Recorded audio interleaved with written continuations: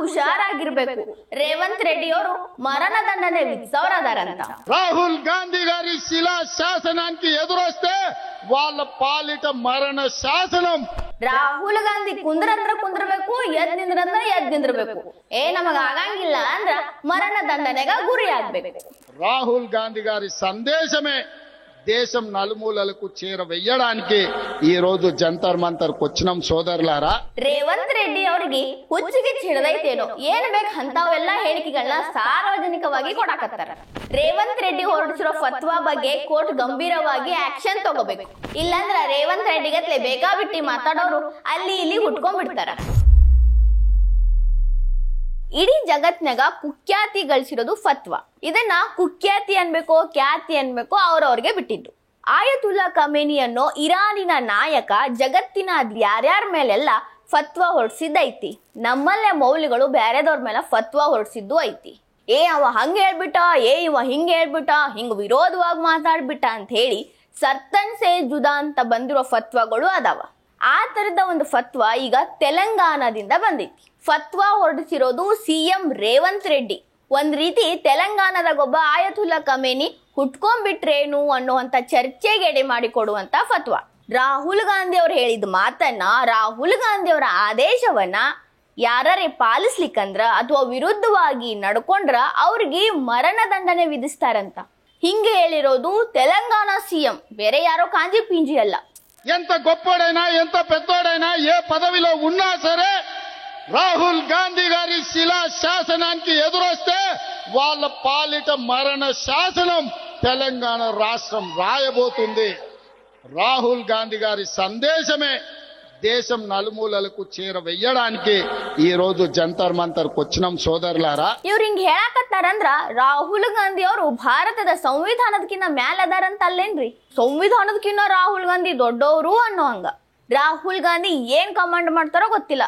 ಇವತ್ತೇನ್ ಹೇಳ್ತಾರೋ, ನಾಳೆ ಏನ್ ಹೇಳ್ತಾರೋ, ಮೊನ್ನೆ ಏನ್ ಹೇಳಿದ್ರು, ನಿನ್ನೇನ್ ಹೇಳಿದ್ರು, ನಾವೆಲ್ಲ ಮುಂಜಾನೆ ಎದ್ದು ಕೂಡ್ಲೆ ಪೇಪರ್ ಓದಿ ರಾಹುಲ್ ಗಾಂಧಿ ಏನ್ ಹೇಳ್ಯಾರ ನೋಡ್ಕೊಂಡು ಅದನ್ನ ಕಣ್ಣಿಗೆ ಒತ್ಕೊಂಡು ಆಮೇಲೆ ರೋಡಿಗೆ ಇಡಬೇಕು.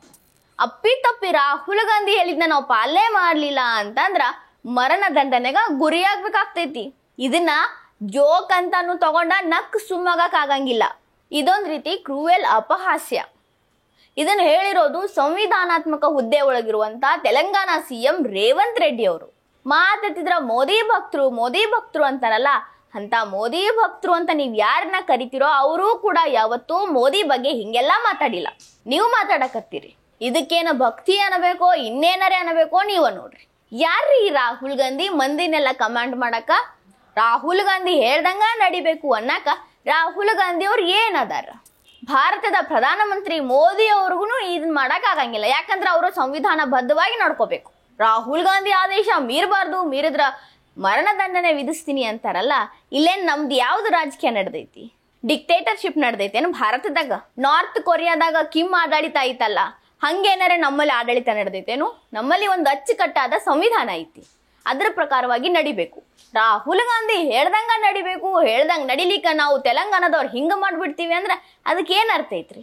ರಾಹುಲ್ ಗಾಂಧಿ ಅನ್ನೋ ಸರ್ವಾಧಿಕಾರಿ ಆಡಳಿತದಾಗ ನೀವೇನರೆ ರಾಹುಲ್ ಗಾಂಧಿ ಅವರು ಅಮಾತ್ಯರಾಗಿರೇನು, ಮಂತ್ರಿಗಳಾಗಿರೇನು, ಮರಣ ಶಾಸನ ಕೊಡ್ತೀವಿ ಅಂತ ಬಾಯ್ ತುಂಬ ಹೇಳಕ?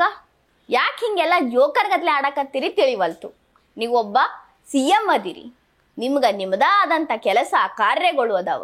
ಅದನ್ನೆಲ್ಲ ಬಿಟ್ಟು ಸಾರ್ವಜನಿಕ ಸಭೆಯೊಳಗ ಬಂದ ರಾಹುಲ್ ಗಾಂಧಿ ಅವರ ಬಗ್ಗೆ ಈ ರೀತಿ ಹೇಳಿಕೆ ಕೊಡ್ತೀರಿ.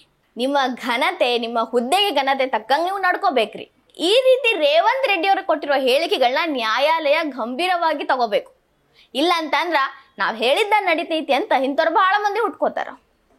ಮೊನ್ನೆ ಅಷ್ಟ ಈಗ ರೇವಂತ್ ರೆಡ್ಡಿ ಅವರು ಯಾರ ಬಗ್ಗೆ ಹೊಗಳಿ ಹೇಳಕತ್ತಾರೋ, ಯಾರ ಆದೇಶವನ್ನ ನಾವು ಪಾಲಿಸ್ಲಿಕ್ಕ ಮರಣ ದಂಡನೆ ಕೊಡ್ತೀವಿ ಅಂತ ಹೇಳಕತ್ತಾರಲ್ಲ, ಅದ ರಾಹುಲ್ ಗಾಂಧಿ ಅವ್ರಿಗೆ ಸುಪ್ರೀಂ ಕೋರ್ಟ್ ತರಾಟೆ ತಗೊಂಡಿತ್ತು. ಭಾರತ್ ಜೋಡೋ ಸಂದರ್ಭದಾಗ ನಮ್ಮ ಭಾರತೀಯ ಆರ್ಮಿ ಬಗ್ಗೆ ಹೆಂಗೆಂಗೋ ಹೇಳಿಕೆ ಕೊಟ್ಟಿದ್ಕಾಗಿ ಇವ್ರಿಗೆ ಸುಪ್ರೀಂ ಕೋರ್ಟ್ ಕೇಳಿತ್ತು, ನಿಜವಾದ ಭಾರತೀಯರು ಹಿಂಗೆಲ್ಲ ಮಾತಾಡಂಗಿಲ್ಲ ಅಂತ ಕರೆಕ್ಟ್ ಆಗಿ ಕಿವ್ಯಾಗ ಊದ್ ಹೇಳಿತ್ತು.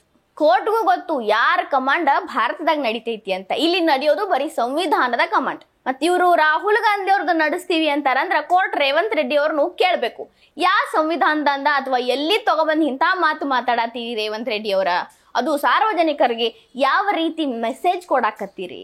ಇದು ನಕ್ ಬಿಡೋ ಅಂತ ಜೋಕ್ ಅಲ್ಲ, ಇದನ್ನ ಗಂಭೀರವಾಗಿ ವಿಚಾರಣೆ ಮಾಡಬೇಕು. ಈ ವಿಡಿಯೋ ನಿಮಗೆ ಇಷ್ಟ ಆಗಿದ್ರೆ ಲೈಕ್ ಮಾಡ್ರಿ, ಶೇರ್ ಮಾಡ್ರಿ, ಕಮೆಂಟ್ ಮಾಡ್ರಿ. ಇನ್ನ ಇಂಥವು ಹೆಚ್ಚಿನ ವಿಡಿಯೋ ನೋಡಕ್ಕೆ ಹೊಸ ದಿಗಂತ ಡಿಜಿಟಲ್ ಚಾನಲ್ಗೆ ಸಬ್ಸ್ಕ್ರೈಬ್ ಆಗ್ರಿ.